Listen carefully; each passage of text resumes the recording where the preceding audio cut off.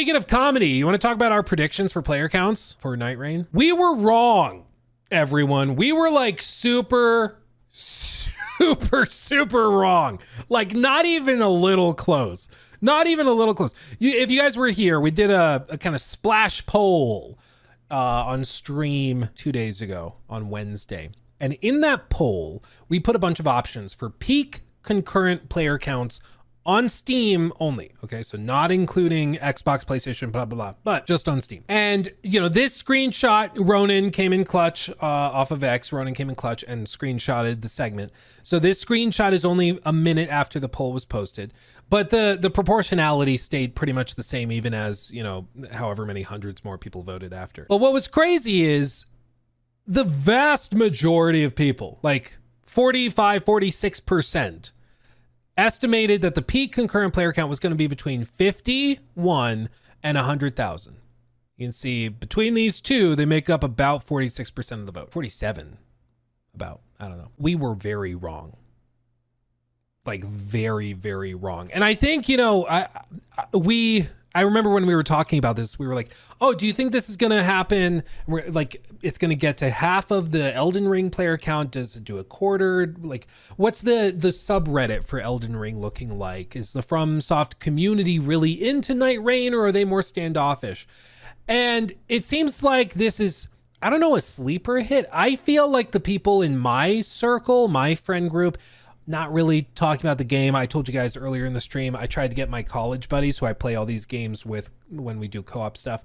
None of them wanted to play Nightreign. I couldn't get any of them to hop on. They're like, I feel like we play it for 2 hours and then never touch it again, which fair. I mean, I think a lot of people will fall into that boat, but I think we all just grossly underestimated the power of the Elden Ring name. And I mean, it popped off. It did. Because while the average guess, or not average, but 47% of us thought between 51 and 100. Beyond that, another 20% were guesstimating between 1 and 200. But only 5% of the people that voted this early, only 5% were actually in the right range. Because the actual number, peak number, ended up being 313,000. And that was yesterday at 2300 UTC. Or about like what, 5 p.m. my time. So I think like 2 hours after it had launched, an hour or two after it had launched, it peaked and then it started to come back down. As of today, we're about to reach the same period in time. In like 15 minutes, it'll be 24 hours since the peak. And we'll see kind of where it lands there. Probably not quite as high. But what's, I think, going to be really telling for Nightreign is the staying power, the legs on it. It is the lowest rated From Software game in, I think the stat was 7 years. And if you read through the reviews, most of the reviews are claiming frustration over like the lack of duos, the lack of in-game voice chat, which is frustrating. Because you'll be trying to play the game with teammates and they run off in the distance to do their own thing, you know, and it's just kind of frustrating. And there's currently no way to talk to players and communicate with them. But if we look at this, like, you know, all the returning bosses got me concerned, but thankfully there's no Soldier of Godric this time. I can at least get past the tutorial now. This game desperately needs a party chat, 2-player runs, and a lower price point, 4 out of 10. They play 10 hours. So they put a good amount of time in. Save money and I have more fun by playing the seamless co-op mode instead. Funnily enough, the same guy that made the seamless co-op mode for Elden Ring, he's working on a mod to add duos, and apparently it's already working. Crazy. It's crazy. But they're doing that. I just rained Night all over the place. Okay, good for you. Delivers a Souls-like experience, but is very lacking as a roguelike. You have different characters, which all feel different, although their own builds don't have variety. You'll get upgrades that just feel more or less damage, survivability. Simply runs with the same character, feel repetitive. Hopefully they'll update the reward system so it's like an actual roguelike. Still a fun Souls-like. Looks like ass, plays like ass, all reused assets, feels like a $40 mod. Okay. Some of these reviews they're very to the point. Very to the point. Yeah, no duo option, frustration with randos, things like that. Now, as we kind of expected, there's going to be people that absolutely love this and connect with it a lot. But I think, again, the real telling thing is their plan with this is to bring new bosses, new playable characters. Like, they're going to treat this as a long-term live service game that they can bring updates to, that they can bring DLC to. How they frame that, I'm not totally sure. If you look at the deluxe edition description, you can see the deluxe edition includes Nightreign, additional DLC, additional playable characters and bosses, and then additional DLC will be available Q4. So their plan is to support it with new playable characters, new archetypes, new bosses, probably for the overall run. So like the new end game bosses after you get through the 3 days or 2 days, and then it's the third day boss. But it looks, I mean, if it's included in the deluxe edition, that implies it's not included in the base edition, which means there's going to be a price tag for it, you know? So their goal is to sell future boss expansions and stuff, you know, in a handful of months, which, whatever, if there's a player base that's connected to it, we'll see how that goes. I'm not sure. I honestly don't know how the community will react if they're like, yeah, this new really cool badass boss fight is $10 if you want to play it, or $30 or $10 or $20, whatever. I don't know. Like, it's one thing if it's a DLC for Elden Ring or an expansion or something, but if it is literally just a boss and a variation to the run, I don't know how the community reacts to it. They may be totally fine with it because it's a new, hopefully high quality boss fight. We just don't know. We don't know. We'll see. But for me, I did try it, and kind of as I suspected, I fell off of it very, very quickly. I was hoping they would have fixed a lot of the performance issues. They didn't really do that. The PC port, for me at least, ran very poorly. And this is something, I believe PC Gamer even mentioned it in their review. I can show you. If you have an AMD graphics card, be aware. This thing does not work super great.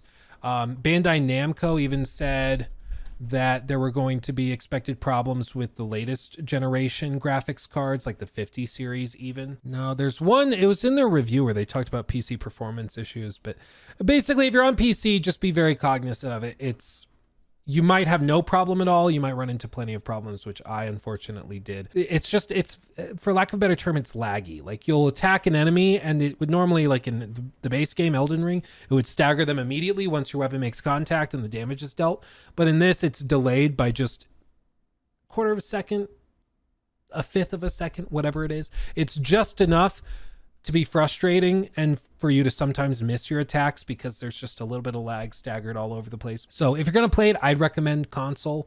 My understanding is the console version works way better and is just more performant in general, but just be aware of that. If you're going to buy it, like, Steam does have a 2-hour return policy, which is nice, but I think that that's the key. As for, you know, the long-term performance of it, it's sold 2 million units I had it tagged. There it is. It sold 2 million units already on the first day, which is wild. Aura Diff says they got 50% off thanks to a Cash App offer.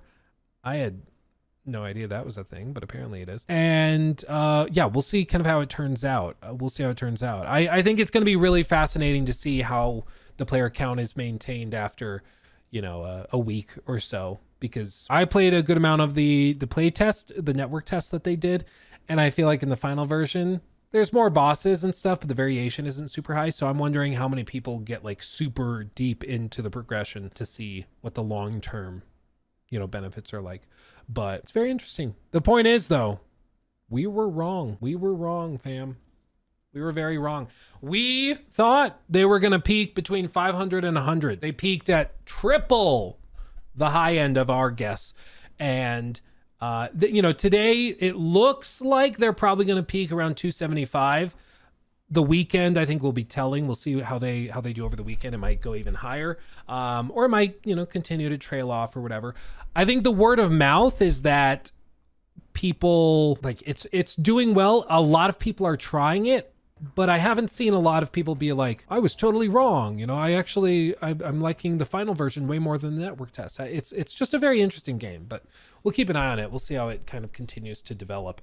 But yeah, fam, we were off. We was wrong. Should I trigger people real quick? For a spin-off project, this is pretty good. They got upset because I said Armored Core 6 was a spin-off project, which like, it's not, it wasn't.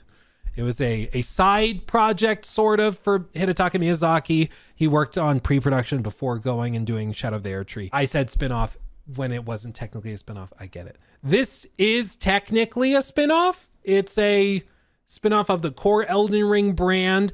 I understand it's also a standalone product. So people are like, it's not a spinoff, it's a standalone. Yeah, okay, like is The Lost Legacy not a spinoff because it was sold by itself? Like, what are we doing? Like, what are we doing?